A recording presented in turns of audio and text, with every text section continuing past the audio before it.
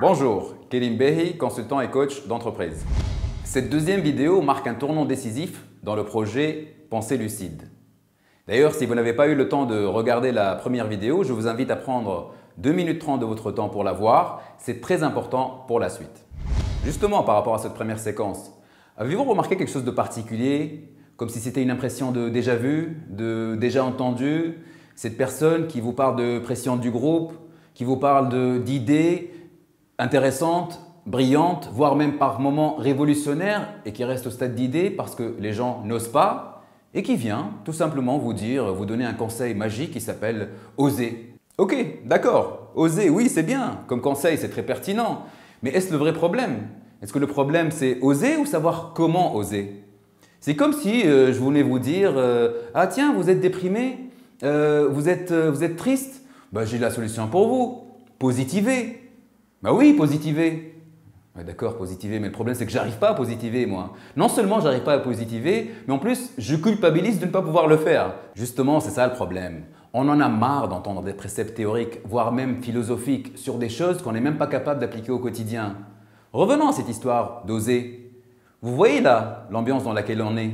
Il y a une seule partie de la scène qui est éclairée, la plus grosse partie est dans l'obscurité. C'est exactement la même chose pour oser. Les détails importants sont cachés dans le message. C'est comment oser? Et si j'ose et si ça se retourne contre moi? Et si j'ose et si mes collègues ou mon patron le prend mal, comment je suis censé réagir? Et vous avez raison de penser comme ça, c'est légitime. Maintenant, si je vous dis que comme on a un moyen d'éclairer la scène, on a aussi un moyen de vous donner des outils pour convaincre, pour justement savoir comment oser et optimiser les chances de convaincre avec vos idées. Vous seriez intéressé? Partant pour éclairer la scène? Partant pour basculer de l'autre côté, c'est-à-dire du côté des solutions? Allons-y. Et ben voilà, les choses sont plus claires maintenant. Bienvenue dans le monde des solutions, enfin. Ici, nous sommes dans le concret, ici, nous sommes dans le terre-à-terre. Vous voulez savoir comment oser? Je vais vous présenter les 4 piliers de l'audace. Crédibilité, le messager, le challenge du statu quo et la gratification différée. Pour mieux comprendre le fonctionnement des 4 piliers, prenons un exemple. Vous travaillez dans une entreprise, vous jugez qu'il y a trop de procédures contraignantes, vous cherchez à convaincre vos managers d'assouplir les procédures de travail. Le premier pilier, maîtrisez votre sujet. Devenez l'expert numéro 1 de l'application des procédures.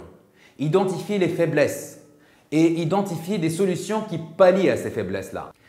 Deuxième pilier, le messager. Faites-vous des alliés. Identifiez là où les personnes qui sont les plus influentes dans le groupe, celles qui arrivent à convaincre le plus grand nombre. Parlez-leur de vos idées, impliquez-les dans votre raisonnement, faites d'eux vos ambassadeurs, même s'ils s'approprient vos idées. Troisième pilier, challenge du statu quo. Vendez le changement à petite dose. Personne n'aime les changements révolutionnaires.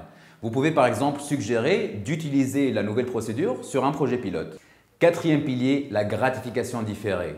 Bénéficiez de ce qu'on appelle le cercle vertueux. C'est le pilier le plus intéressant parce que regardez bien, plus vous suggérez des idées qui sont retenues et plus vous augmentez votre crédibilité.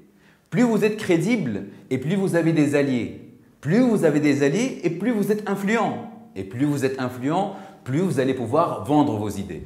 En conclusion, un seul individu peut avoir un impact énorme sur toute une organisation.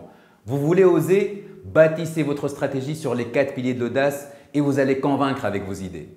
Merci pour votre attention. On se retrouve très bientôt pour un nouvel épisode de Pensée lucide. Au revoir.